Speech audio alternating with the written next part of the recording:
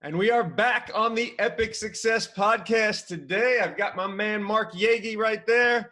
I've got our guest today is Mr. Todd Levine.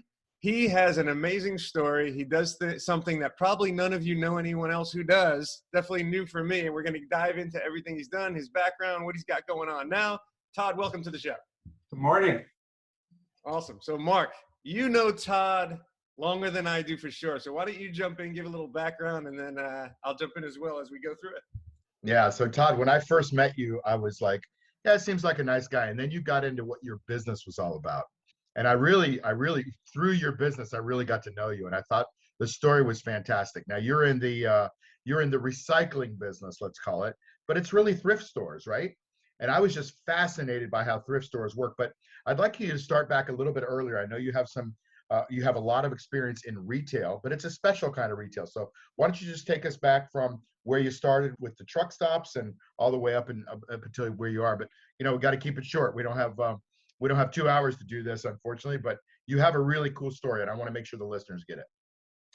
So good morning, everyone. So basically, I started in my retail journey running a truck stop with having no background in retail, fuel sales, restaurant at all.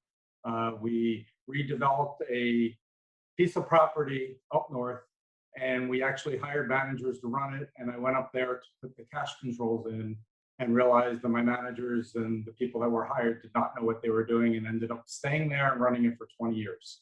Wow.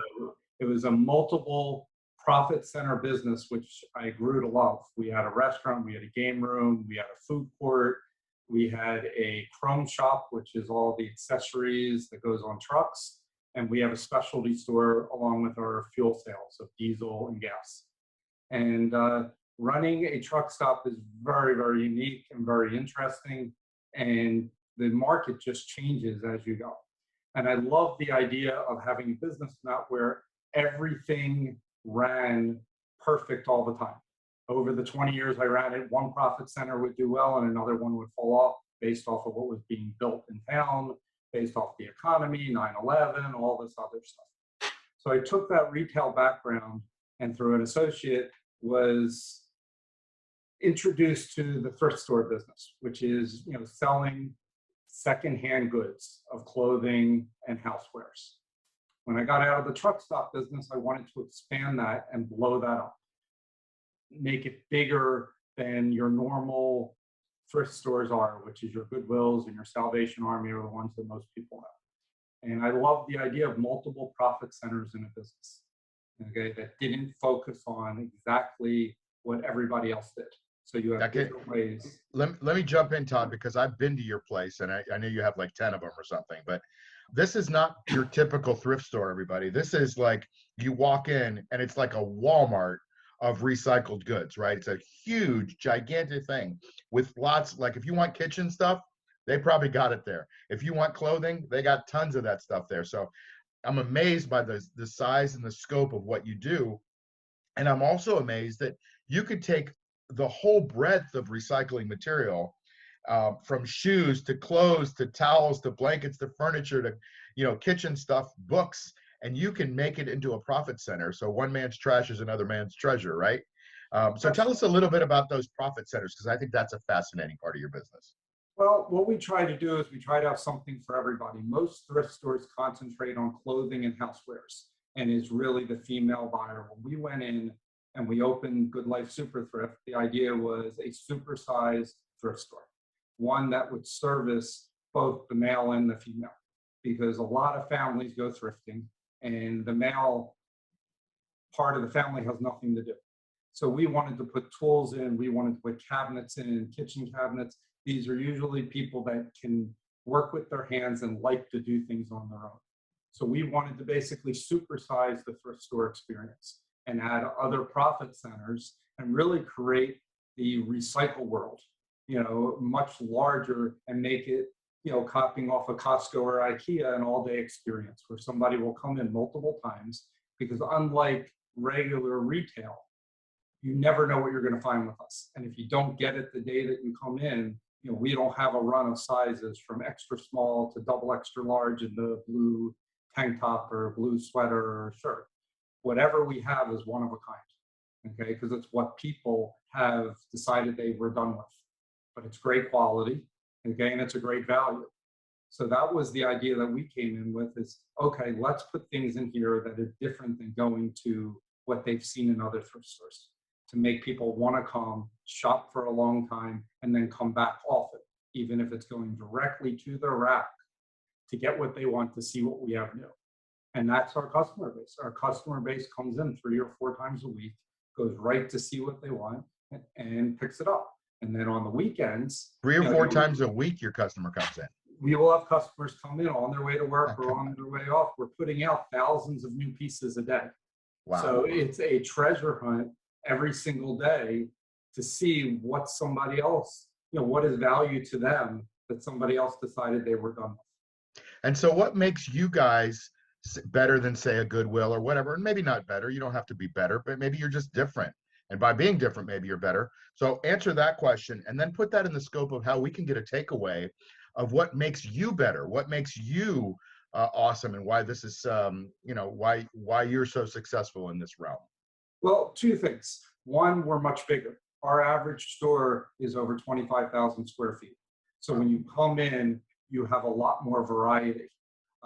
As far as better or different, it really goes to the sourcing of the product and having quality product that comes in. Okay, what we try to do that's different, and one of the complaints that I've heard throughout all my stores when I'm talking to the customers, there is no customer service. Most thrift stores, the idea is you walk in, nobody talks to you, you have to do what you want.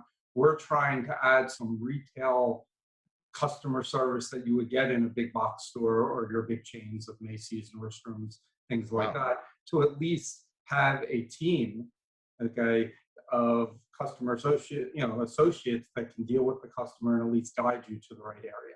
We can't go and be your personal shopper because we have way too many products, but at least we can guide you. And we're trying to be friendly. And we're not a huge chain. Goodwill has thousands and thousands of stores. Yeah. They're a big corporation. By being small, we're more flexible. We can move things around very quickly. And if something doesn't work, we can change it. Or So if we just want something different. What would you say is the impetus to take you from that first store to maybe having, multiple stores or 10 or 15 or whatever you have stores? What was the difference, the differentiator? Differentiator is building the infrastructure. That's really what we're working on now. The back end of the business, the corporate leadership, the organization. We were really sitting here with the prototype, which is here in South Florida, of, okay, does this work? Do people want this big of a thrift store? Will they come in? Will, the sales outweigh the expenses? Now we've got that down. Now it's building our team. And obviously, as any business owner has gone through, COVID has been something none of us knew how to deal with. With the labor shortage, with the government, compensating people not to work. These are all challenges that nobody had training for. So we are learning, like every other business, how to go through, how to deal with that. 4 people on your staff have been exposed, even if they're not sick, but you have to tell them, I'm sorry, I know it's your child, but he's sick, so you're taking care of him. You need to stay at home and quarantine, even though you have no symptoms. How to deal with the human element of it. So it's still team building, okay? And you're doing that on both sides, the corporate infrastructure side, plus the customer side, because customers are frustrated that they come in and there's lines and there's different staff, and you hear it and see it everywhere. You'll see it at a McDonald's saying, please don't get upset, at least I'm here working. So it's been very, very unique and interesting, but this is going to make us, leaner and more operable going forward. Beautiful. Were you, if I could jump in, Todd, your story's really interesting and amazing and unique to me, for sure. So for the entrepreneurs listening out there that are either starting a business or in a business and they want to be flashy about it, right? Like, I'll just say, like, they want to have to show that they're selling Gucci belts or a Rolex watch, something flashy.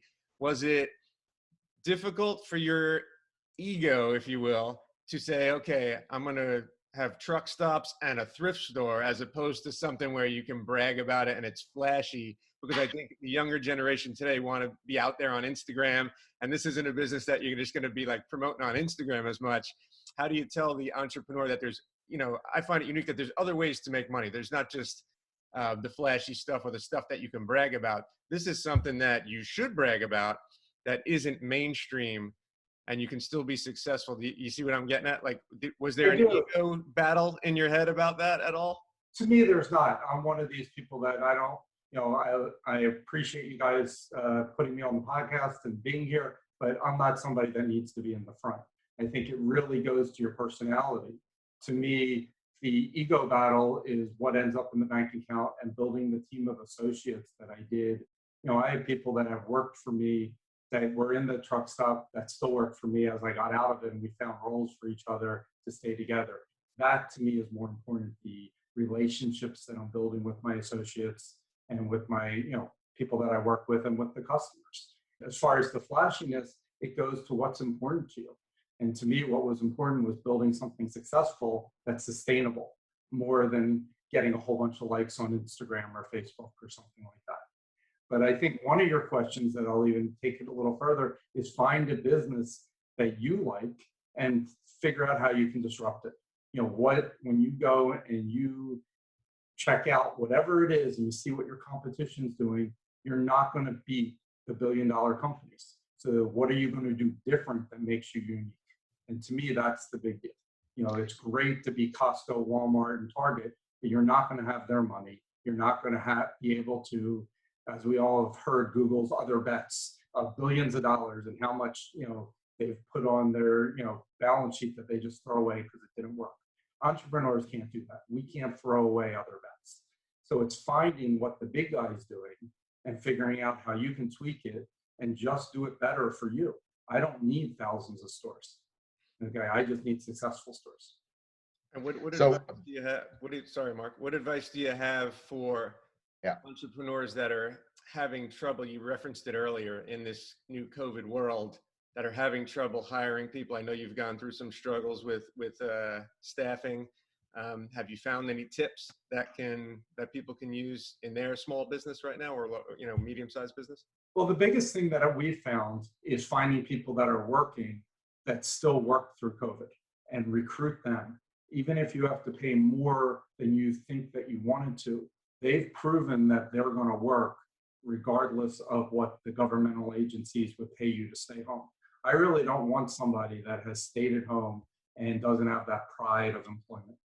So that's what we've done. We've concentrated on seeing what other people have done, what they're doing in their common job. It can be somebody at a gas station or somebody at a fast food restaurant or a waitress or a supermarket, and hand them your card and say, I was really impressed with you. If you ever think of moving, give me a call.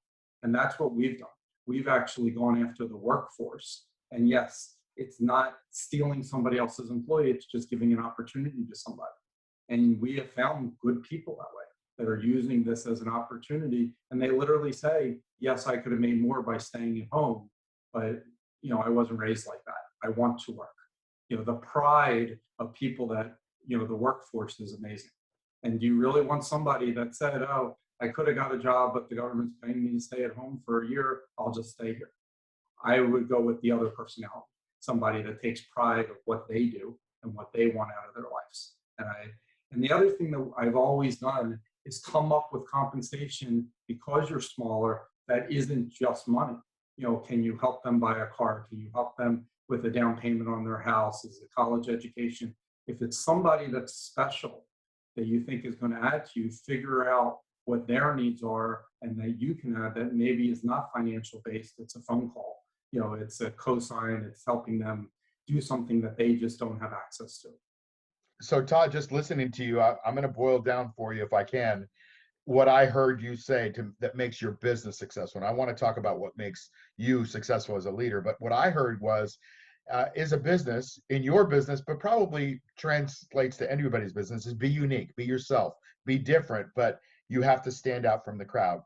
And then focus on your team. That's what I'm hearing here. And then you're also putting a big emphasis on focusing on the customer. You're creating your team that has a great environment and a great ecosystem, but you're able to focus on your customer. And the third part is have a solid, work ethic.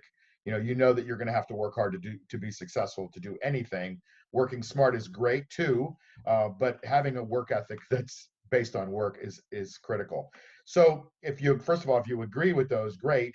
If not, you can disagree. But that's what I heard you say. Now, as a leader, as an individual, how can we help and help teach other Epic listeners here, Epic watchers of our podcast, what they can take away from your experience as a leader? What makes you great? What makes you? What are the keys to your success? Would you say as a leader? I think listening is a huge key. Hearing the perspective of whoever's talking to you. If it is an employee, if it's a customer, if it's another business owner that's coming in trying to pick your brain, and don't be set in such a mindset that this is my goal when I'm going into a meeting or a conversation. So one of the best things that I've learned over all these years is everybody has a different basis that they're coming from. And when they're talking to you, they have their own goal and their own, reason that they're having the conversation, and understand what that is. So that's number one. And number two, being a leader, to me, is willing to do everything that you're asking your employee to do. And there's too many desk leaders or executives that are asking you to clean the bathroom, but you're not willing to go and do it yourself. In our business, this is everything from moving a pallet jack, hopping on the forklift or truck, putting out product, cleaning, sweeping, and you have to be willing to come in that you're not above anybody else. And I think your team ends up respecting that of you when they see you walk through and doing exactly what you're asking them to do. And if you're not willing to do that, how can you get anybody to buy into it?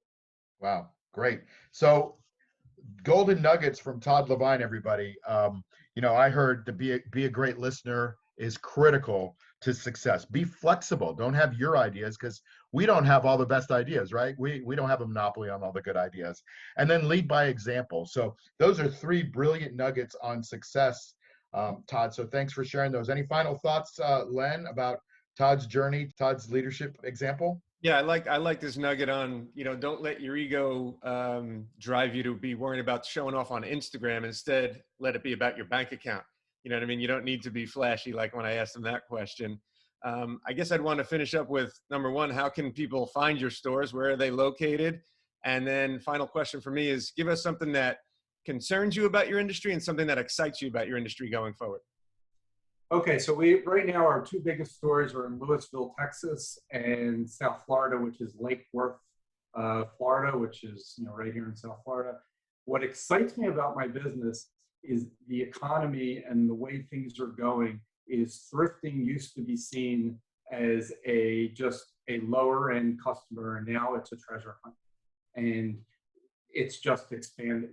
And moves that the major players in the industry, which is Goodwill and Salvation Army, have left it open for all entrepreneurs to come in and just build. The concern of the industry is strictly the job force, the labor market. You're watching Home Depot and your markets and Costco and things like that put in all these self-checkout lanes that they can hire one person to watch 6 lanes, and that's why they don't care what minimum wage is. We are never going to be able to do that. We will always need to have cashiers ring you out. We're just doing too many products that aren't the same, and it just would not work with a self-checkout lane. So that's the biggest challenge. The biggest challenge is as the cost of labor goes up, we don't really have the ability to raise our prices. You're still a thrift store. The Starbucks coffee can go from $4.85 to $7, and people will pay that. Our shirts and things that we're selling at $3 can't go to $5, because you can go to Walmart and buy a brand new shirt for $5. So that's our biggest challenge and concern. Great. So we'll have everything in the show notes for everyone listening about joining our Epic team, about Todd Levine's business, and it's called Good Life Stores, correct? Good Life Super Thrift. Yes. Good Life Super Thrift. Awesome. So we'll have all that in the show notes for everybody. I want to thank everyone for being on the show. Todd, thank you. Mark, Thanks, as Todd. always, thank you. And we will see everyone next time on the Epic Success Podcast. Thanks, guys.